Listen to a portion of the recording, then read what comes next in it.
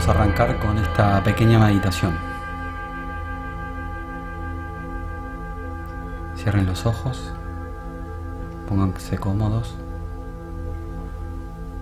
pongan las manos al costado del cuerpo o sobre sus muslos y concéntrense en la respiración.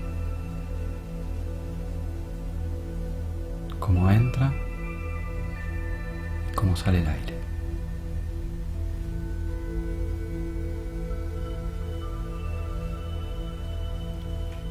Vamos a hacer 3 respiraciones profundas y vamos a exhalar por la boca todas las tensiones, todos los problemas de la semana, todos los nervios.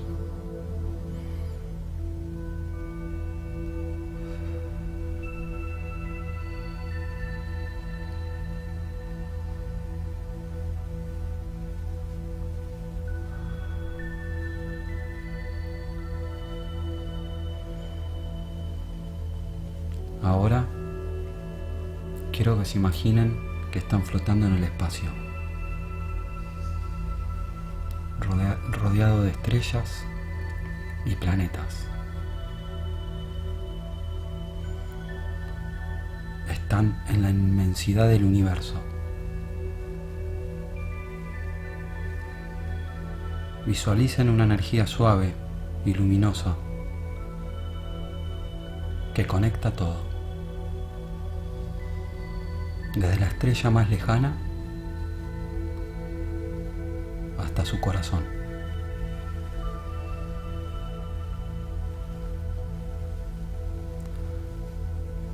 Ahora mentalmente quiero que repitan esta afirmación. Estoy en armonía con el orden perfecto del universo. Sientan como cada inhalación los conecta más profundamente a esta red universal. Quédense visualizando esa red.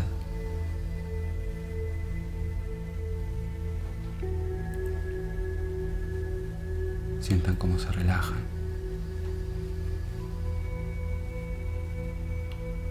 Sientan esa sensación de conexión y armonía.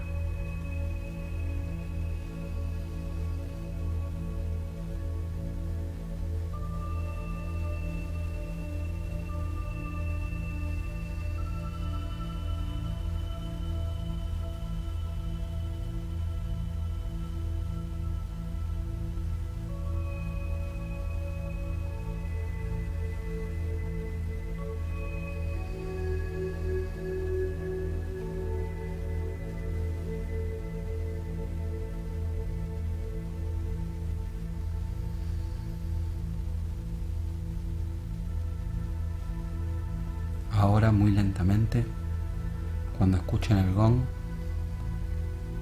empiezan a abrir sus ojos.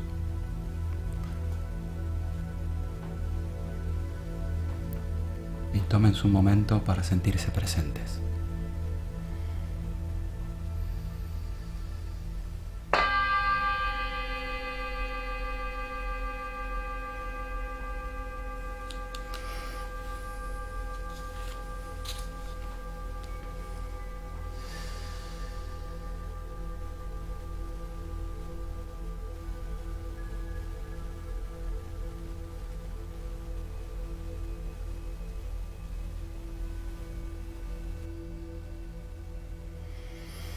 Bueno, arrancamos. Bienvenidos, bienvenido. Gracias. Bueno, muchas gracias a todos los que me mandaron mensajes esta semana. La verdad que te llenan el corazón de amor esos mensajes. Y bueno, hicimos esta pequeña introducción, esta pequeña meditación, porque hoy vamos a estar hablando de este orden perfecto universal. Hoy tenemos un invitado muy especial y quiero que me comentes un poco vos, ¿qué es para la astrología este orden perfecto? Bueno, sí, gracias por todos los mensajes ahí de cariño y de apoyo. y nos insta mucho a continuar con este camino que todo recién empieza, esto recién empieza. Bueno, qué tema, ¿no? El orden perfecto, el orden universal. Desde la astrología tenemos una frase que nos van a escuchar repetir mucho, así como nuestros maestros también nos enseñaron, ¿no? Como es arriba es abajo, como es adentro es afuera. ¿Qué quiere decir esto, no? Como es arriba es abajo. ¿Qué nos trae? ¿Qué nos trae? Como, bueno, hay que ir desmenuzando, ¿no? Porque son muy pocas palabras, pero ¿cuánto dicen? Hay algo de comprender desde la astrología como el lenguaje sagrado, que es, cuando decimos sagrado es porque da cuenta de una totalidad, de un orden total. Nuestros lenguajes lineales, como los que hablamos, español, inglés, chino, lo que fuese, fíjense que tienen tendencia siempre a separar, a clasificar, a dividir, a marcar un orden lógico. Algo viene primero, algo viene después. Si esto es una mesa, entonces no es una silla. Divide, clasifica, segmenta. Bueno, los lenguajes sagrados, como la astrología, vienen a dar cuenta de una totalidad, de algo que no está dividido. Y que, en principio, intuimos que tiene mucho más que ver con el orden, si podemos llamar real, ¿no? De este cosmos y de esta experiencia que tenemos. Entonces creo que hay algo ahí que podemos ir bajando y podemos ir decodificando a través de la astrología como un potente lenguaje sagrado de esa totalidad, de ese orden perfecto donde nada, digamos, está ni antes ni después, ni tampoco es mejor o peor, sino que forma parte de un todo y es una cosmovisión, como sabemos que las culturas, las principales culturas, digo, de las que tenemos noción, grandes civilizaciones, digo, sumerios, después que fueron como los que iniciaron un poco con la astrología, en Egipto, bueno, las grandes civilizaciones de los mayas, los incas, o sea, todos tenían su cosmovisión y su sistema astrológico, donde no había una división en ese momento de los lenguajes más específicos o lineales, como decíamos recién, que tenían que ver con su cosmovisión. ¿Qué somos, no? ¿Qué estamos haciendo en este universo? ¿Qué nos trae la vida, la madre tierra, el sol como el padre? Digo, grandes arquetipos, grandes modelos ahí para tratar de entender ese orden universal, que bueno, de la astrología vamos a traer mucho de eso seguramente. Y de la astrología se vieron que ese orden venía el verano, después el otoño, después el invierno, después la primavera, y gracias a ese orden universal pudieron generar todo lo que generaron, ¿no? Las cosechas, cuando se cosechaba, cuando había que plantar. Y desde lo que es adentro es afuera, ¿no? Esa visión que tenemos nosotros, que se refleja y la manifestamos en el afuera. Lo de afuera no está separado con lo que nos pasa adentro. O sea, si estamos viendo mucha agresión, si estamos viendo mucha inseguridad, si estamos viendo mucho individualismo, tenemos que empezar a vernos adentro. ¿Qué nos pasa a nosotros con eso, ¿no? Con la inseguridad, ¿qué nos pasa a nosotros si estamos muy pendientes? Porque si yo estoy muy pendiente, muy atento a lo que es la inseguridad, eso ya está dentro mío, lo voy a estar viendo en el afuera, ¿no? Para dar como, por ejemplo, dar un ejemplo de lo que es adentro es afuera. Pero hoy vamos a tener un invitado muy especial. Él se llama Pablo Izzo, es ingeniero mecánico. En este momento está trabajando para la industria aeroespacial, es docente, pero es autor de un libro que se llama Geometría Universal. Así que vamos a estar hablando de la geometría sagrada, esta geometría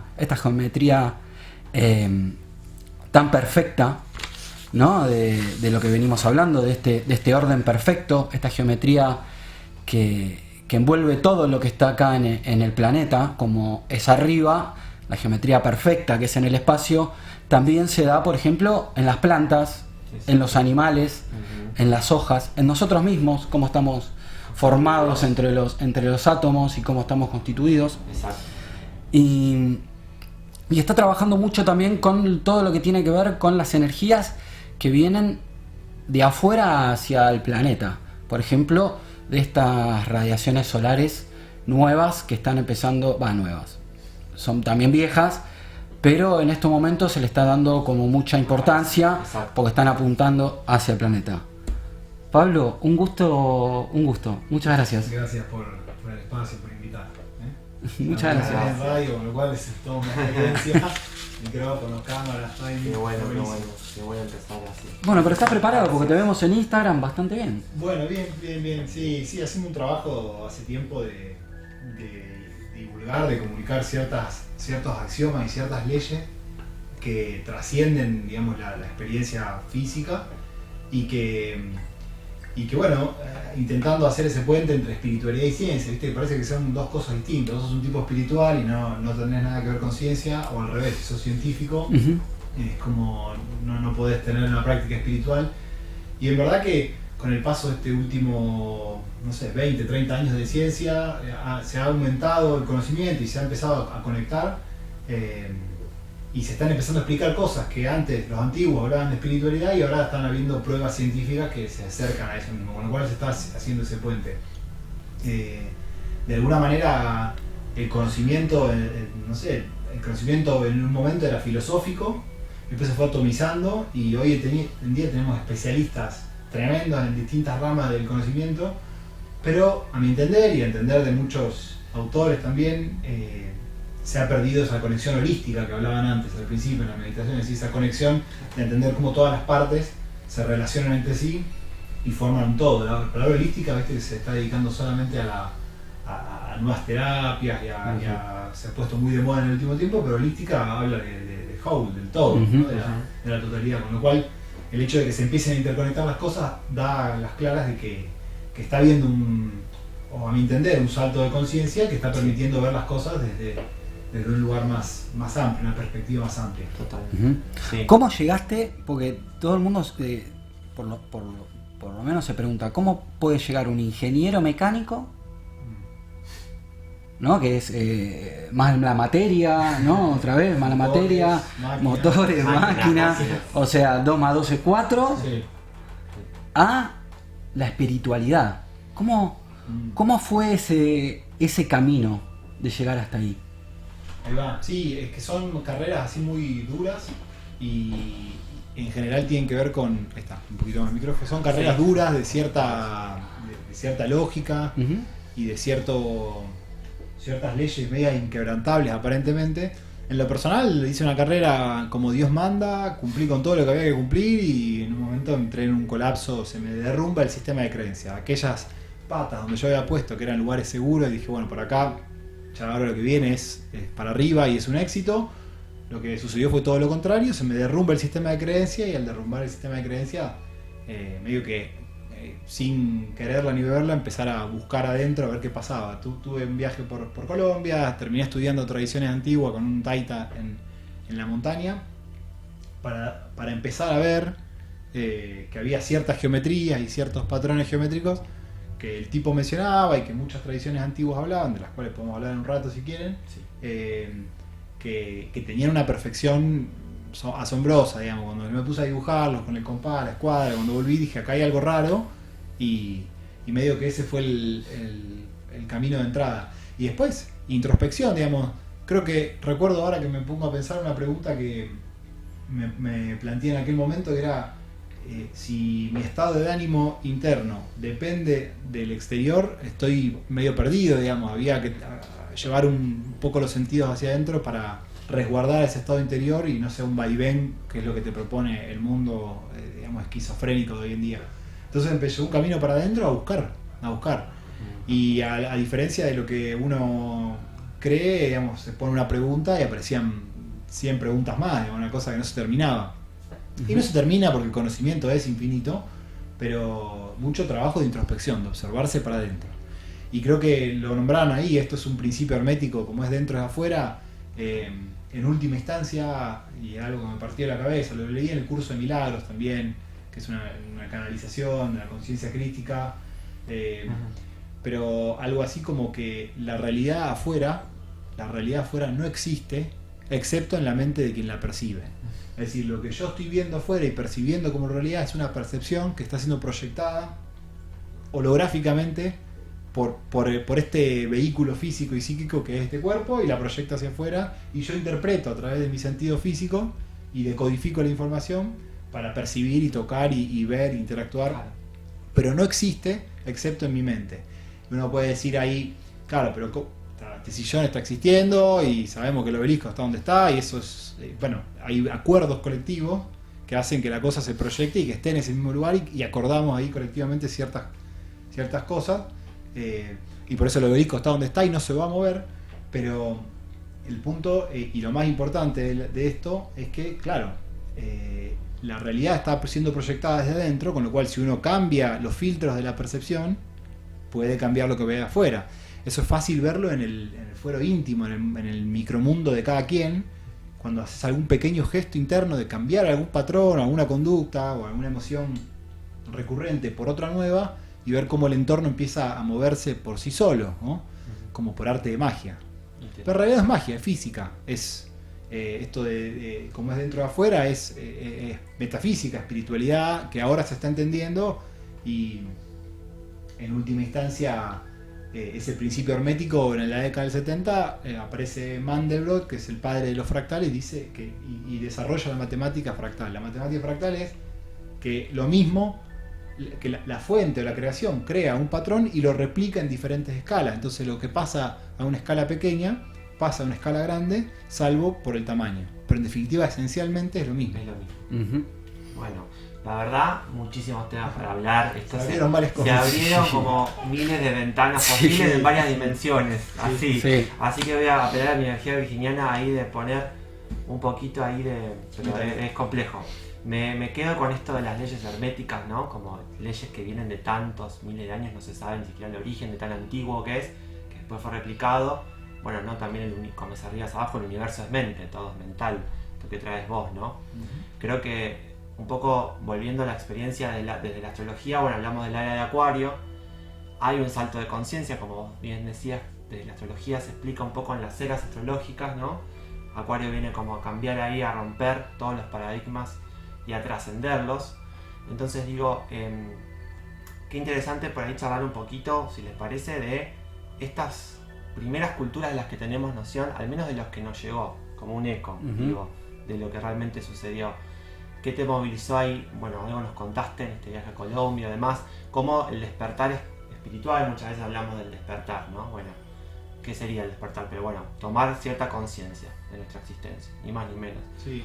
¿Qué te trajo ¿no? estas culturas o estos primeros viajes que hiciste? ¿O qué sentís que hay ahí o qué podemos rescatar quizás de estas civilizaciones? O podemos empezar a charlar un poquito de Sí. estos temas, ¿no? Interesante. Como para arrancar. Hay algo que hay algo que me impactó en ese momento, y es que había un denominador común en distintas corrientes de conocimiento a lo largo de la historia. Y que haya un denominador común te hace, a mí por lo menos, que tengo una personalidad sistemática de ir estudiando, investigando, me hizo ir a buscar ese denominador común. Y podemos decir, a lo largo de estos, no sé, 12, 13 años que vengo dando vueltas con todo esto, que ese denominador común es ese génesis que todas las tradiciones antiguas hablaban, y los libros de conocimiento, es un génesis geométrico matemático. Todas las cosas que se hablaban en parábolas o en metáforas para poder en ese momento comunicar, porque en ese momento era eso lo que había, hablan o tienen detrás un lenguaje geométrico matemático. Y eso es importante porque las formas geométricas en el imaginario son formas geométricas. Un círculo es un círculo y tiene una definición, y no hay dudas de cómo se conforma un círculo. Entonces digo, todos estos movimientos, o por ejemplo, ¿no? los 7 ángeles, los 7 arcángeles, que narra la Biblia, cuando vos lo macheás con la geometría, está hablando de una figura geométrica de 7 círculos entrelazados con ciertas relaciones matemáticas, que se conoce como la semilla de la vida, que más luego, cuando ese patrón se despliega o sigue creciendo, se conoce como la flor de la vida. Cuando me puse a estudiar la flor de la vida y las relaciones que había geométricas y matemáticas, que están todas las constantes matemáticas importantes, raíz de 2, de 3, de 4, de 5, de 6, de 7, que es un montón en una forma simple, porque agarras un compás y cualquier persona que agarre una hoja en blanco la dibuja sin problema. Está hablando de lo que en la Biblia hablaban de 7 ángeles, 7 frecuencias iniciales que después despliegan, que se despliegan en conciencia de ahí hacia los niveles frecuenciales más bajos, como en este caso la Tierra. Entonces, claro, y que además esa forma geométrica se encontró en diferentes lugares, en diferentes civilizaciones que no compartían espacio-tiempo.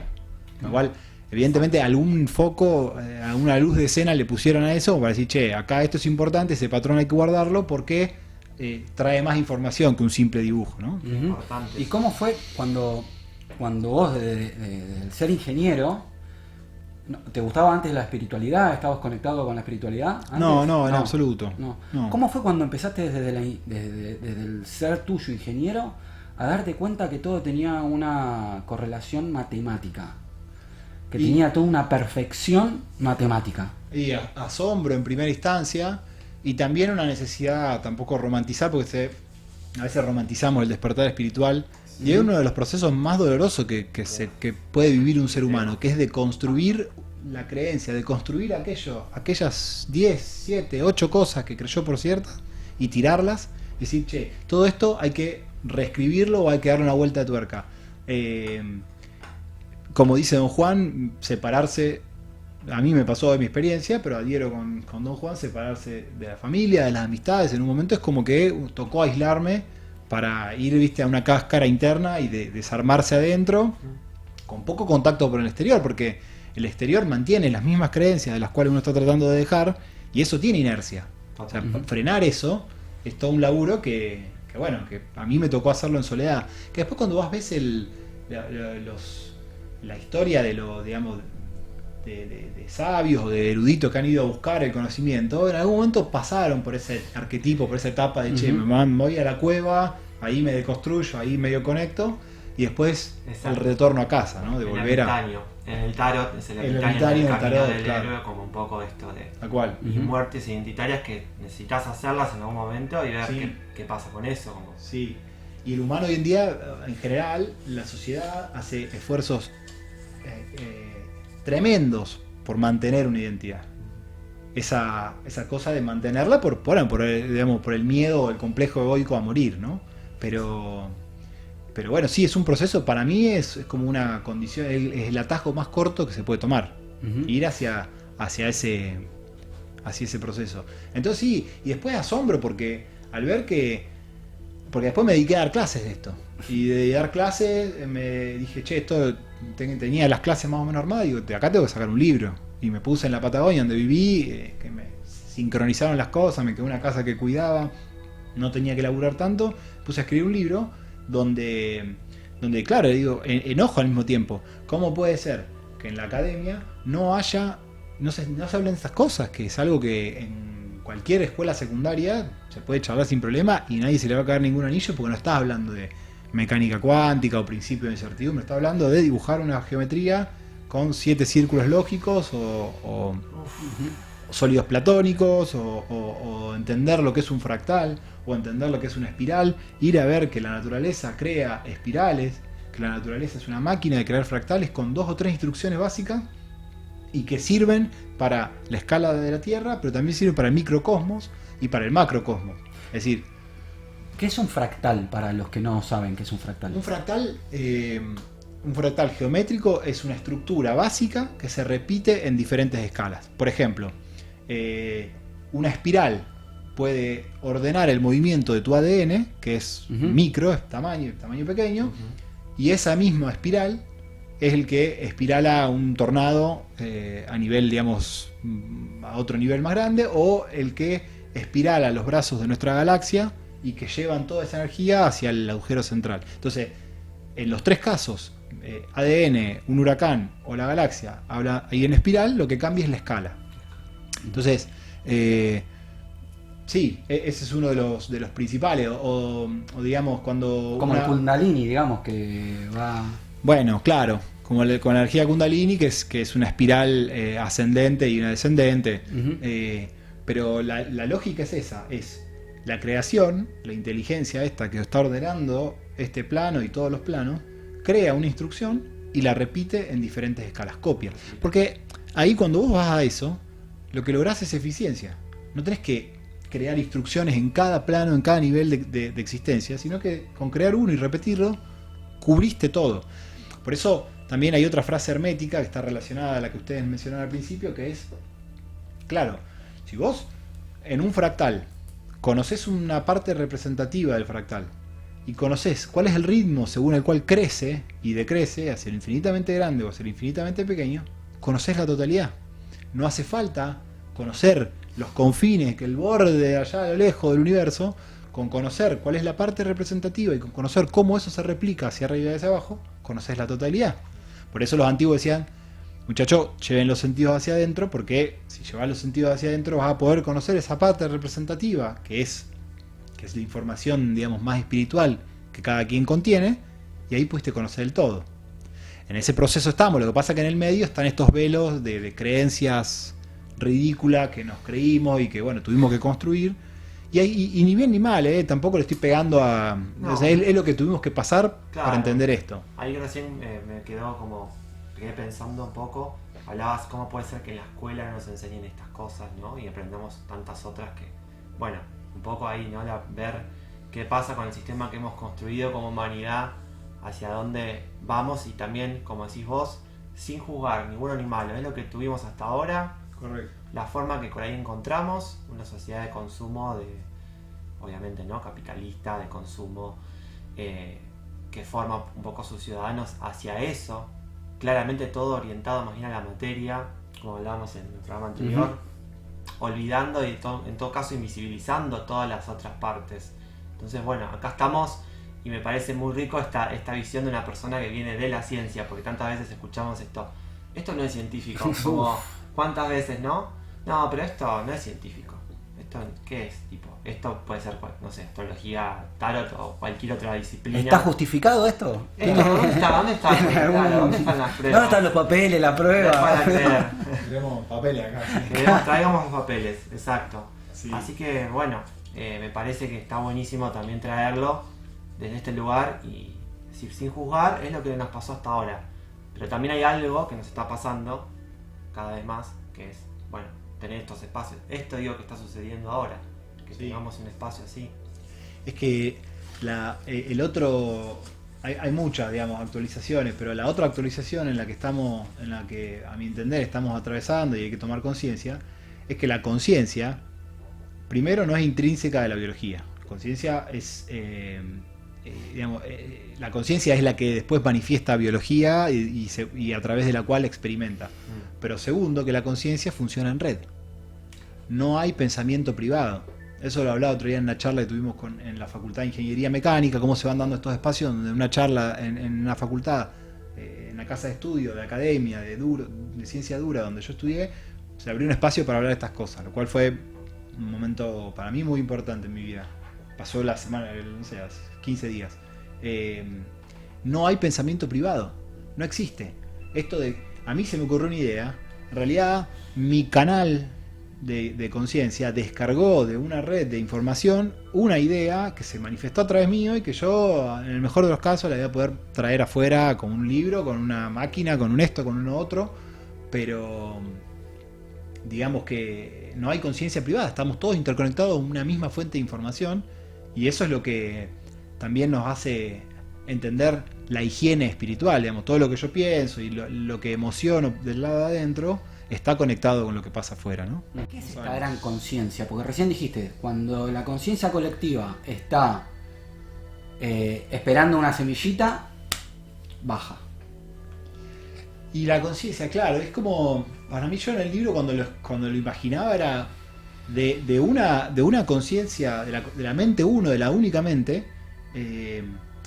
la única mente como que estando en un estado de reposo y equilibrio todo lo sabe, pero si es como dice Borges, o como se lo saqué a Borges en alguna metáfora, es como la metáfora de un bibliotecario que leyó todos los libros de su biblioteca, pero no experimentó nada de lo que leyó. O sea, sabe todo, del primer punto hasta el último, pero no experimento nada, ese movimiento, esa incomodidad, por así llamarla, porque en esos niveles espirituales, pero es una incomodidad, hace que la cosa se mueva, y mover genera una vibración, genera una onda. Entonces, de ese bibliotecario, esa mente uno que todo lo sabe, empieza a fragmentarse, a dividirse en planos de experimentación, de lo más sutil a lo más denso, hasta llegar en algún momento a esta experiencia tierra. Frecuencialmente, la tercera dimensión de conciencia es lo más lejos que podemos estar de la divinidad. Por eso son planos hiper complejos. Que un fragmento de esa mente uno que está dentro de mi corazón haya anclado acá y tenga un cuerpo y tenga que experimentar, es un quilombo para hacer novelas. Porque es así, y lo experimentamos, viste, que vos decís, vos todo esto lo sabemos y mañana tenés que laburar y te vieron con algo que se te parte la cabeza en dos, decís. Exacto. Pero digamos, por eso pues son planos muy complejos de experimentación, porque frecuencialmente es lo más lejos que podemos estar de la divinidad. De todas maneras, a mi entender, cada quien, o sea, el humano que yo soy, no puede conectar directamente con la divinidad, sino con su correlato cosmológico, que es la conciencia crística. Fractal también, ¿no? Que es un fractal. Exacto. Cuando vos no, digamos, uno no puede conectar directamente con la divinidad, y de hecho uno no podría saber conectar con todo, porque no entra en este avatar de carbono, no entra todo eso, y al mismo tiempo sí, paradójicamente, pero como uno no puede conectar con la divinidad, lo que podemos conectar con esa conciencia, o lo que está a disposición en este momento, es conectar con esa conciencia crística, que es el correlato cosmológico de la totalidad. El Cristo no es, o sea, suena a bíblico, pero en realidad es un estado de conciencia. Y como algo tan grande como el Cristo, cosmológico, puede ingresar en algo tan pequeño como el corazón de Pablo o de cualquiera de nosotros que está acá, excepto a través de resonancia. La única forma en que algo más grande entre en algo más chico es a través de la resonancia simpática. Es decir, cuando esto vibra acá y esto vibra en una octava que son afines entre sí, la información de esto se comunica con esto otro, y la información de esto otro se comunica con esto, y se hace un loop de información. Ahí pudiste entrar a algo más grande en algo más chico. Porque a los efectos humanos es contraintuitivo. No puede algo más grande entrar en algo más chico. Pero sí a través de resonancia. Si vos estás vibrando acá y emparejás con algo que está acá, estas dos cosas son la misma cosa. En octavas distintas, pero son la misma cosa. Es como el Do o como el La. El La estándar es 440 Hz. Otro La siguiente es 880 Hz, el doble. Los dos son La. Suenan distintos, pero son La. O sea, la información es la misma. Y de hecho, si vos agarrás una guitarra que está bien afinada y tocas el piano en La 440, le acercás la guitarra y la cuerdita sola va a empezar a vibrar sin que hayas pulsado, porque ahí es como que la cuerdita reconoce que es su frecuencia natural de vibración y empieza a oscilar. Que hablamos recién, me trajo Pablo recién lo de la tabla periódica. Sí. ¿No? Lo de un nuevo descubrimiento de un estadounidense. Sí, Terrence Howard es actor, pero salió hace poco en el programa, en el podcast de Joe Rogan, y salió por todos lados, por lo menos, viste, cuando te da vuelta una información te llega, me mandaban mensajes, che, viste esto, che, viste, me explicaste. Y nada, tipo la tabla periódica cuadrada como la conocemos. La que conocemos en química. Sí, la de la química. La de la escuela, la que sí, te hacían comprar una al principio de año y te la iba robando al otro, o sea, esa tabla periódica. Claro que entender que cada cosa, siguiendo con el Kybalión, cada cosa que existe en el universo existe en términos de vibración, y depende cuánto vibre, cuánto más o cuánto menos vibre, digamos, es que se van clasificando los elementos según esta teoría de este tipo. Y entonces, claro, cuando ponen la tabla periódica según una espiral, ciertos elementos van siendo como puntos de inflexión de esa espiral, o sea, quiebres de la curva, y ahí aparece el hidrógeno, y a continuación el carbono. O sea, hidrógeno, el Sol quema hidrógeno, es 99.9% hidrógeno. A continuación el carbono, básico para que este plano de experimentación materia exista, el carbono. A continuación el silicio, el cobalto. Digo, y la relación frecuencial entre uno y el otro es la octava musical. Es decir, si esto vibraba a 1, este vibra a 2. Y si este vibra a 2, este vibra a 4. Y el siguiente a 8 y el siguiente a 16. O sea, uno el doble del otro.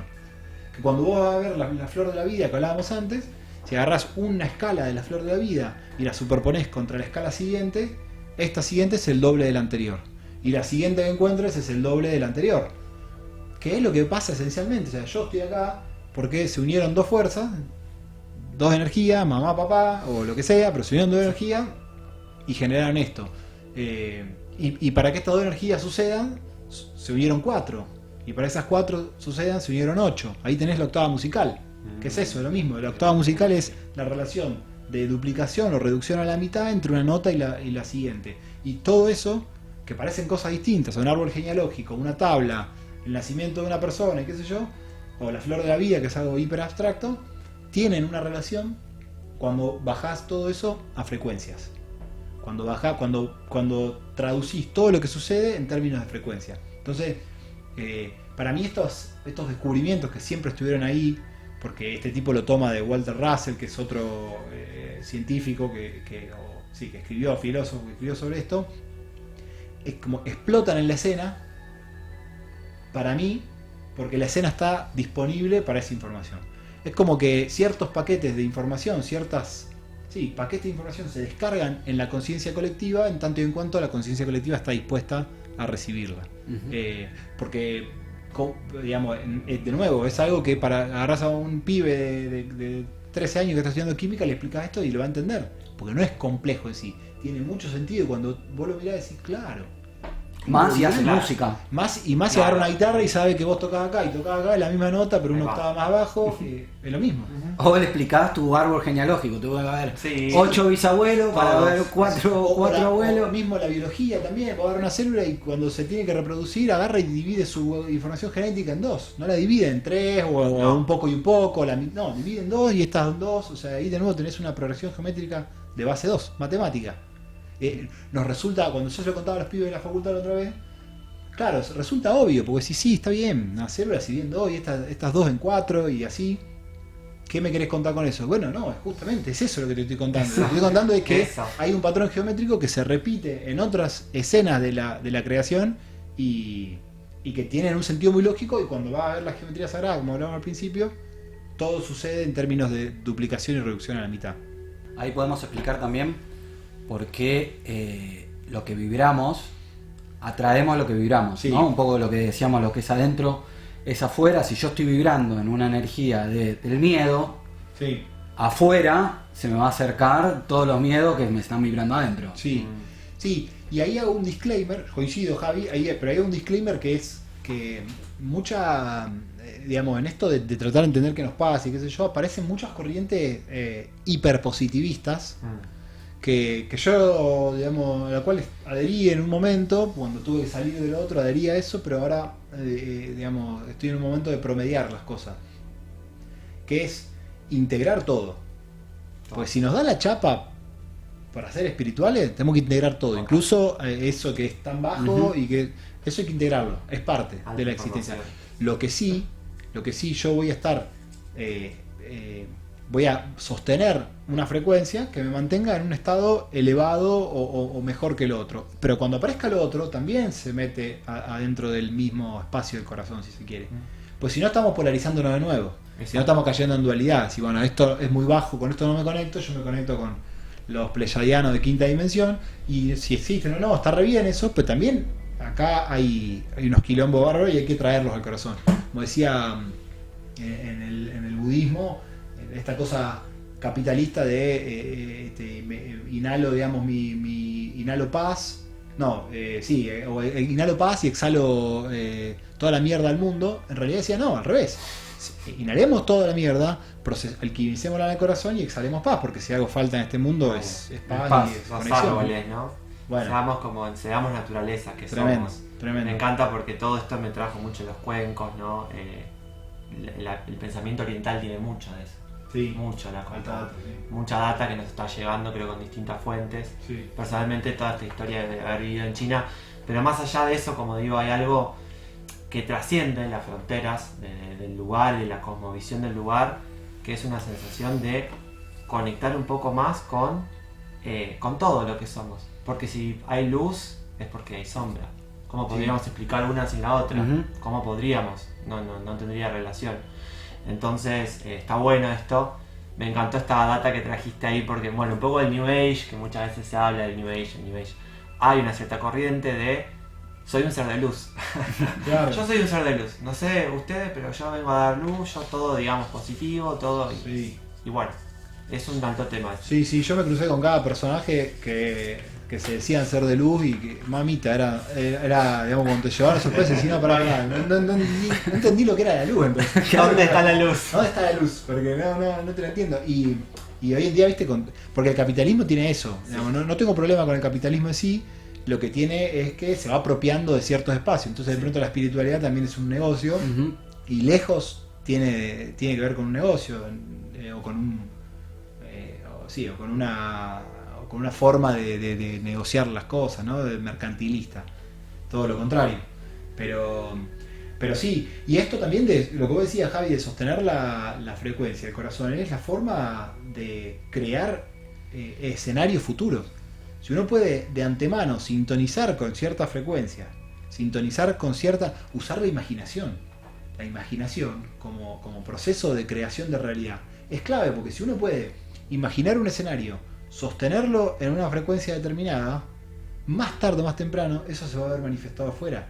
Y no quiero caer de nuevo en El Secreto. Ayer le veía un reel de Ricardo Ford, me encantaba. Ricardo Ford, Sí, tremendo. icónico. Pero hablaba del Secreto, icónico, sí.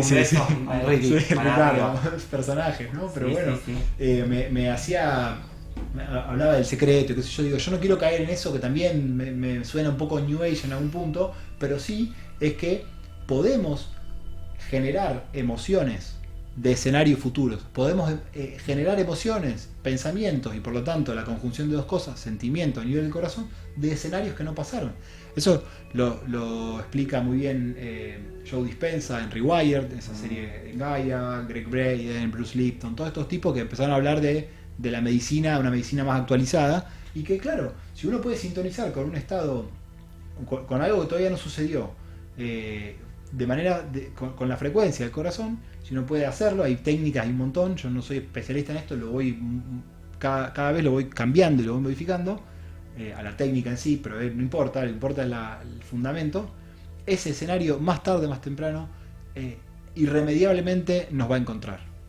Y ahí es donde salimos de un paradigma, hablando de creencias, lo que hablábamos al principio, de que antes, claro, la cosa si no tenía esfuerzo y no te pelabas el lomo, no valía, y ahora están mutando hacia otro estado. Tenemos que invertir menos esfuerzo en que las cosas sucedan, porque las cosas vienen a uno y no a uno a las cosas. O si querés, más románticamente hablando, aquello que uno está deseando tiene tanto deseo de encontrarte como vos a esa cosa.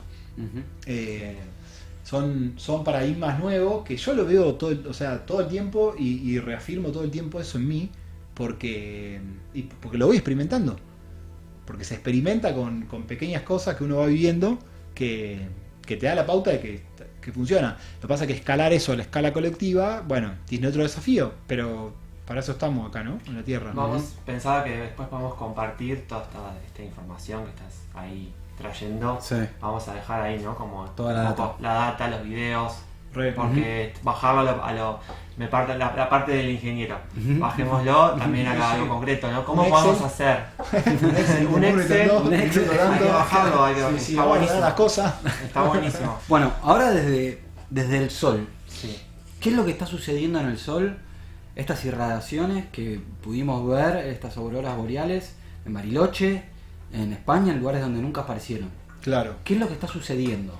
¿Y cómo nos afecta a nosotros como seres humanos y a la naturaleza en general? Bueno, se puso muy sobre todo el 10 de mayo. El 10 de mayo yo vengo monitoreando actividad solar hace varios años. Toco muy de oído porque es complejo, astrofísica compleja, pero en algunos parámetros me traje. Y el 10 de mayo pasado, hace escasos 15 días, no sé, hubo un pico de eyección de masa coronal, que se llama, que es como una emisión muy grande del Sol, que generó tormentas geomagnéticas KP9. KP9 es una escala del 1 al 9, llegó al máximo, rojo a pleno. Y eso produjo auroras boreales en latitudes más ecuatoriales que normalmente se ven en los polos. Claro.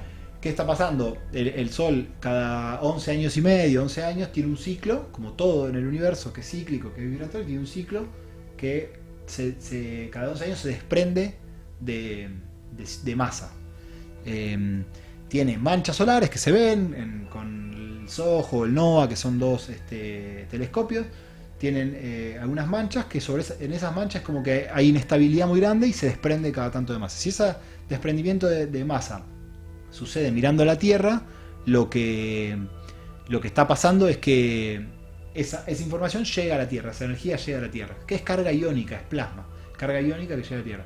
El campo magnético, como el Dibu Martínez, es el que nos protege, digamos, de que eso no llegue directamente. Pero si no tuviéramos protección magnética, un escudo magnético, estaríamos fritos al toque. Entonces, ¿qué pasa? El campo magnético reacciona con esa energía y de esa reacción es que ingresa la energía por los polos y se manifiesta con auroras boreales y tormenta geomagnética. La tormenta geomagnética es como mayor carga de energía a nivel de la Tierra y la noticia... ¿Pero la mayor carga es más calor o carga...? No, carga iónica, que todavía no fue calor, digamos. Uh-huh. Pero sí es como que el environment, el entorno electromagnético de la Tierra cambia y entonces pasan como... Ves que hay aves que pierden su camino, las hormigas, y nosotros que somos seres electromagnéticos, pues estamos en el espectro electromagnético, también se alteran nuestros valores fisiológicos, digamos. Pues cada quien, hay estudios ahora que están en curso, ¿no? Pero aumento de estrés, aumento de ansiedad, depresión, hay un montón de factores que tienen que ver, y mareos, confusión, pero también de alguna manera, si lo pensamos en términos informáticos, es como que el Sol, como si fuera un router, un transmisor de Wi-Fi, y es como que en algunos días manda mucha más información, te descarga mucho más datos en la Tierra que los días previos. Entonces, claro que el sistema que está acostumbrado a un ancho de banda determinado, de pronto se descalibra y ¿viste? No sabe para dónde está. Por eso la confusión, por eso a mí se me parte la cabeza, mareos, ¿viste? Se me duerme cierta parte de la cara. A mí me afecta así, pero después a cada quien con mayor o menor sensibilidad. También está la sensibilidad electromagnética que uno tenga. Hay una sigla en inglés que no me la acuerdo, pero que habla de la hipersensibilidad electromagnética, claro, que la sufren más esas personas. Claro. Pero claro, lo que está pasando es que y encima el campo magnético de la Tierra está entrando en un proceso de debilitamiento, como que está moviendo los polos, y se habla de que pronto, en este cambio de era astrológico, que también lo predijeron muchas otras civilizaciones, haga un flip, haga un cambio de polo norte a polo sur, magnético. Sí. Magnetic excursion se llama en inglés, que es como una excursión magnética, porque como que la magnetosfera empieza a dar vuelta. Entonces, nada, estamos en un máximo solar, es como que el Sol está muy agitado y ahí parece medio amarillista el mensaje, porque se descalibran todos. O sea, Starlink tuvo pérdida de 200 satélites hace tiempo, en los meses pasados, por este tema, y las comunicaciones y bueno, todo lo que está sucediendo a nivel del humano actual tiene que ver, pero a lo que voy acá es que, claro, tenemos que acostumbrarnos que en la etapa que viene la forma va a cambiar, porque la forma muta, la forma nunca se mantiene estática. Lo que no va a cambiar es esa conexión o ese fragmento de conciencia que hablamos antes, del cual pertenecemos a esa mente uno. Uh-huh. Entonces, por eso digo, por ahí algunos me dicen con golpes bajos, pero bueno, ¿qué te va a quedar? Ahí sentado en tu casa con tu espiritualidad. Digo, no, hacer cosas, lo que a cada quien le pulse, pero siempre arraigado en esa conciencia interior, en esa conexión con esa totalidad. Cualquier cosa que se haga, que esté arraigada ahí, va a estar como alineada o peinada con el flow universal de las cosas, digamos. Concretamente, realmente estamos hablando de un cambio drástico, ¿no? En las comunicaciones, sí, satélites. Sí. Si esto sucede, digamos, son teorías, obviamente no hay plazos de tiempo concretos, pero digo, sería un cambio para la humanidad que conocemos hoy completamente diferente. Sí, hay algunos científicos, ya después puedo pasar los nombres también, o canales de YouTube que tienen, que hablan de eso, de que si ese flash es muy grande, los efectos sobre la Tierra pueden ser muy grandes. De hecho, en 1850 hubo el evento Carrington, que fue algo menor a lo que se predice para esta etapa, y fue catastrófico en un mundo 1850 con ni cable, ni celular, ni nada por el estilo. Bueno, cable sí, pero digamos no había la comunicación que hay ahora. No esto para alarmar, sino para reforzar el encuentro con ese espacio interior de cada uno. Después lo que pase, digamos, termina estando fuera de nuestro control, pasará, digamos, uno puede, pero digamos, ese ejercicio de ir hacia adentro, individual y colectivamente, es el ejercicio, digamos, como decía por ahí Claudio Naranjo en algún mensaje que leí hace poco, es que las próximas décadas serán espirituales o no serán, que también van al hueso, digamos, van a por todo, pero de alguna manera es eso, es conectar con la espiritualidad porque es lo que se mantiene inalterable más allá de que la forma cambie como tenga que cambiar. Te quiero hacer una pregunta. Desde los ingenieros, ¿no? De todos tus colegas, cuando hablas de esto, ¿algunos te avalan? ¿No te creen? ¿Cómo es esa relación con tus colegas? Sí, fui a Bariloche hace poco porque tenemos la oficina allá y estuvo bueno, la pasé muy bien, le contaba a mi círculo cercano porque pude hablar algunas cosas con mis colegas y sí, a alguno no le entra una bala y alguno otro dice sí, porque mi suegra es no sé qué, o lee tal libro, hace Reiki, entonces claro. Entra por ahí, digamos, pero sí, qué sé yo, ya me acostumbré, o sea, durante mucho tiempo es como que sí, no, está bien, está bueno lo que está hablando, pero hablemos de otra cosa. Claro. Ya me acostumbré y está todo bien, pero está habiendo más apertura, porque también a mucha gente, digamos, por más incrédulo que uno sea, en algún punto se terminan cayendo las estructuras mentales, porque todo se está derrumbando. Mirá el mundo en sí. Entonces como que... pero en general se llega a eso cuando medio que te quedaste sin nada con lo último, ahí es donde conectás con esa espiritualidad. Hablamos las grandes crisis, ¿no? Claro. El capítulo anterior, el primer episodio fue esto un poco. Claro. Momentos de crisis total donde se me cayó todo y bueno, ahí... Sí, que queda. Y ese bendito vacío. Yo estoy pasando por un momento parecido ahora en lo personal, donde algunas cosas que también eran rellenos se fueron como derrumbando, se fueron perdiendo el brillo que tenía al principio. Y te quedás con ese vacío, pero bienvenido ese vacío. O sea, de hecho, la materia es esencialmente vacío, del que hablaba el Buda. Entonces, claro, que venga ese vacío, porque ese vacío en realidad está densamente cargado de información, de data. Entonces, si podemos permanecer con ese vacío sin volvernos muy locos, ni salir a hipotecar una casa o hacer cosas, ¿viste? No. Sí. Quedamos un rato con ese vacío, bueno, ahí puede emerger algo, ¿no? Así que... Pensaba recién esto de Bariloche que estabas contando, ¿qué te dedicas en ese sentido? Como contar un poquito ahí de esto. Laburo en el campo aeroespacial, trabajo para una empresa argentina de un amigo que es mi jefe, un loco, un distinto, y proveemos servicios aeroespaciales afuera del país. Satélites, diseño de satélites, diseño, testeo, calificación de satélites, de todos los equipos que van a gravedad cero, a la atmósfera, fuera de la atmósfera quiero decir. Laburo de ingeniero, pero también unir de pronto esto que vos decís, no, yo me dedico esta parte del día a la espiritualidad y esta parte a la ingeniería, de pronto pasan cosas en el laburo que son más espirituales, claro. O sea, de hecho, cualquier quilombo que podés tener, podés abordarlo desde todo el conocimiento espiritual, si no, ¿para qué lo tenemos todo ese conocimiento, no? ¿Cuánta información baja del universo hacia nosotros, hasta este planeta? Y difícil de cuantificar. No sé si se puede cuantificar. Es que en realidad... Sí, una pregunta como para cerrar. No, triple Géminis. Sí. O sea, te da la conexión de todo con todo. Re curioso, loco. Dice, puedes sacar un cálculo acá en vivo. Me encanta. Hay 10 minutos. Tengo esto, mira. Sí. Literal. Es que en realidad es como ¿viste el meme del pez que está hablando con otro pez, filosofando sobre el agua? ¿Viste? Dicen que hay un fluido que se llama agua, que no tiene... Sí, no, pues son todas teorías, le dice el otro. No, para mí vos sabés que crees... Y están los dos en el agua, ¿viste? Sí. Estamos flotando en ese campo de información. Estamos flotando y algo que decía John Wheeler, que a mí me partió la cabeza y me la sigue partiendo, que es que el tiempo lineal solamente existe para que la experiencia humana tenga sentido, pero realmente y fuera de este plano está todo apilado, toda la información. Incluso la causa de mi muerte y los detalles de mi muerte están en este momento.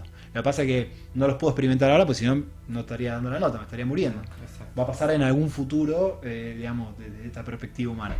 Dicho esto, vos podés conectar en este momento con toda la información, con la totalidad de la información en el universo, en este momento. Pero, digo, ¿qué sentido tiene si no lo necesito ahora? ¿Qué sentido tiene conectar con cosas que no necesito? Más bien tiene sentido conectar con lo que necesito en este presente. Aquí y ahora. Entonces ahí, exacto, el aquí y ahora tiene que ver con esto mismo. Es decir, che, ¿para qué tiene sentido enroscarme y preocuparme por lo que tengo que resolver mañana si mañana yo voy a estar en ese presente y voy a poder conectar con la información que necesito en ese momento? Y yo, cuando lo pongo, es un trabajo interno de mente. Ese es el único esfuerzo que hay que hacer. Si existe un esfuerzo, es volverse al presente, decir, ahora tengo que resolver esto, ahora dispongo de la información y la información viene. La información viene como por arte de magia, se descarga el paquete de información que vos necesitas en ese momento. Pero teóricamente hablando, toda la información está en este presente. Como todo el agua está alrededor de los peces, esos que están filosofando sobre ese fluido enigmático. Bueno, contame un poco de tu libro. Geometría Universal. Sí.